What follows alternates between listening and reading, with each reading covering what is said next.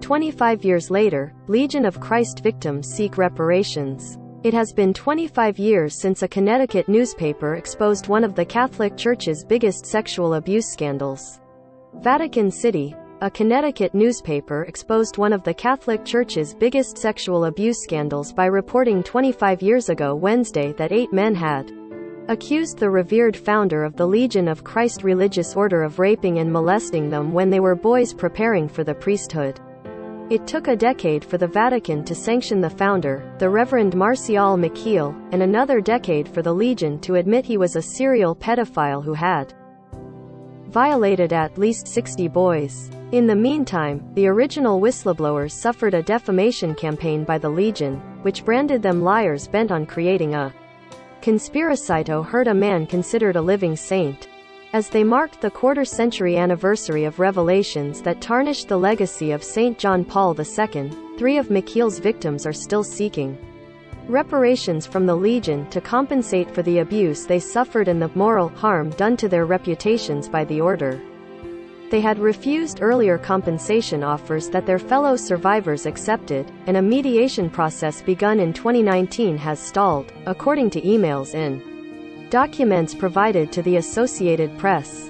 The Vatican in 2010 took over the Mexico-based Legion and imposed a process of reform after an investigation showed that McKeel had sexually abused seminarians and fathered at least 3 children with 2 women. The Vatican found he had created a system of power built on silence, deceit and obedience that enabled him lead a double life.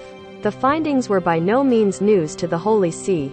Documents from Vatican archives show how a succession of popes, cardinals and bishops starting in the 1950s simply turned a blind eye to credible reports that McKeel was a con artist, drug addict, pedophile and religious fraud. The Vatican and especially John Paul, however, appreciated his ability to bring in vocations and donations.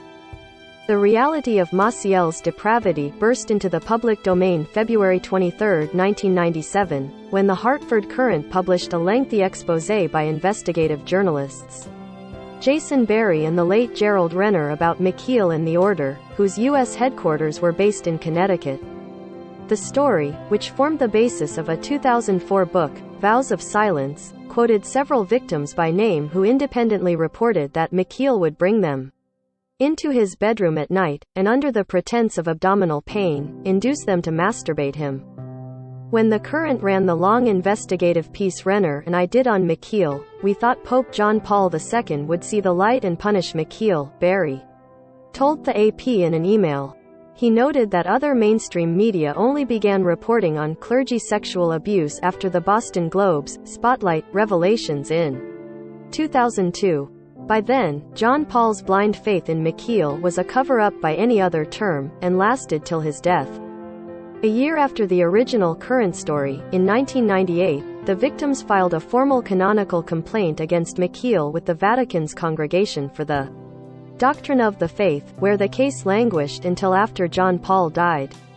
McKeel was sentenced in 2006 to a lifetime of penance and prayer, and he died in 2008, still considered a saint by the Legion.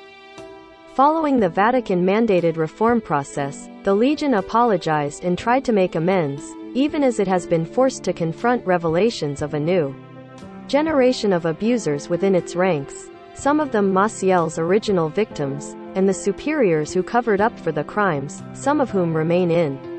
In 2020, the Legion publicly retracted the negative institutional and personal judgments about the character and motivations of the people who made legitimate and necessary accusations in the original Courant expose.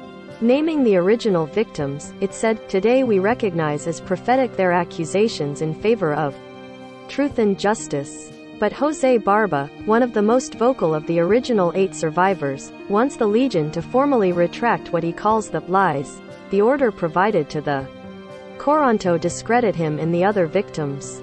They include what he says were a falsified letter from a Chilean bishop who had investigated McKeel in the 1950s, and false statements from 4 Mexicans who claimed the victims had tried to enlist them in a conspiracy against McKeel. Barba, who says he represents fellow survivors Arturo Jurado and José Antonio Pérez Olvera, drafted a proposed letter to the Current and the Vatican newspaper.